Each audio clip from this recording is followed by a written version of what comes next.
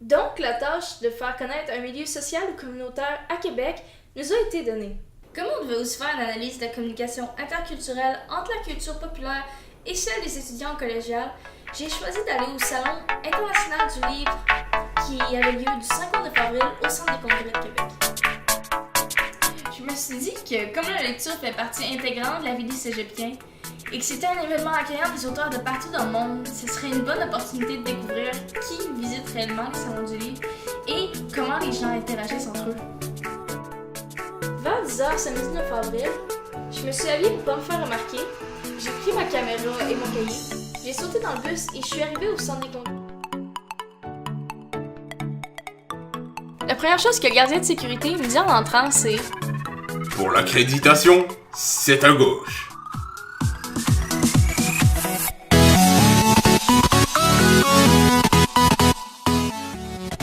Je comprenais pas. Fait que j'ai dit merci, puis j'ai continué comme si de rien n'était. J'ai tant l'air d'un journaliste.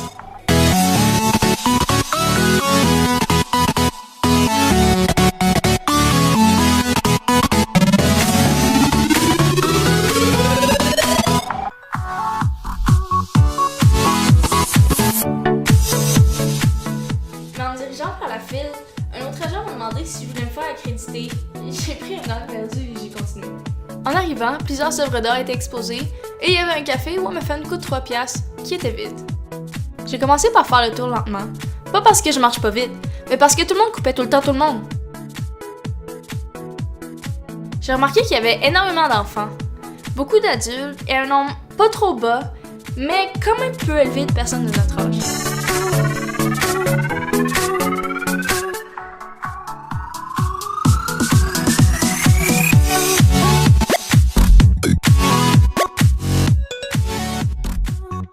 Comme la majorité des gens évitaient de se regarder et encore moins de se parler, j'en ai profité pour plus ou moins discrètement filmer les gens. C'est là que j'ai remarqué le premier kiosque international, le stand tunisien. Il était au beau milieu de la section dédiée aux enfants. Il n'y avait personne dedans. Je suis allée voir un monsieur qui s'en occupait. Il m'a dit qu'il était là pour mieux faire connaître la littérature de son pays et essayer de défaire les préjugés, souvent portés contre les Arabes.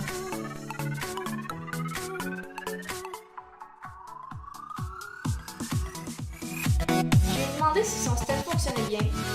Il m'a dit qu'il n'était pas beaucoup visité, mais que des fois, certains parents y arrêtaient pour voir ce qu'il y avait à vendre, et que c'était mieux que rien.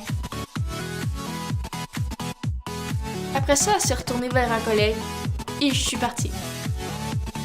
J'ai bifurqué dans la section des adultes, et j'ai remarqué le kiosque des éditions Sémaphore, un kiosque de poésie. Ça fait presque 1 heure que je suis là, et c'est la première fois que je me fais aborder.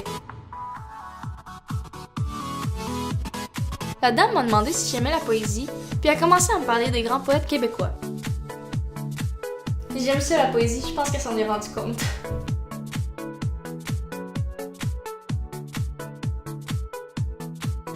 J'ai demandé ce qu'elle aimait de la poésie, puis j'ai pas vraiment une réponse.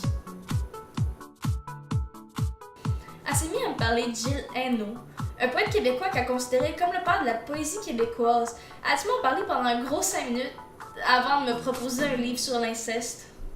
J'ai réessayé. Donc j'ai fait mon magasinage pour la journée. J'ai acheté son livre d'inceste et un livre de la poésie complète d'Émile Nelligan dans un kiosque à côté.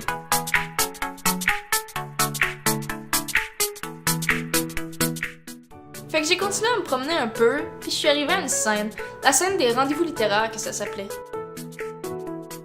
Amélie Nothomb était en train de parler de son dernier livre avec d'autres personnes. C'est le premier endroit où j'ai remarqué un réel intérêt du public. Ils évitaient pas de se regarder. Un peu plus loin, un BDiste chinois faisait un dessin en direct et les gens regardaient. Après ça, un autre BDiste mais québécois faisait la même chose. Les gens lui portaient autant d'intérêt. J'ai commencé à me promener et une activité du même genre que les rendez-vous littéraires avait commencé avec une auteure pour enfants. La différence, c'est qu'il y avait une réelle interaction entre le public et l'auteur. Et juste à côté, le salon commençait à s'animer. Un homme avec une marionnette faisait rire les enfants et une mascotte avait fait son entrée. La communication a donc passé par les activités du salon du livre et pas par la visite en tant que telle. Dans le fond, si on ne parle pas aux gens, ils nous écoutent pas. Mais si on leur parle, ils viennent vers nous. Après ça, à 13h, je suis allée m'acheter un brownie au café trop cher et je suis rentrée chez moi.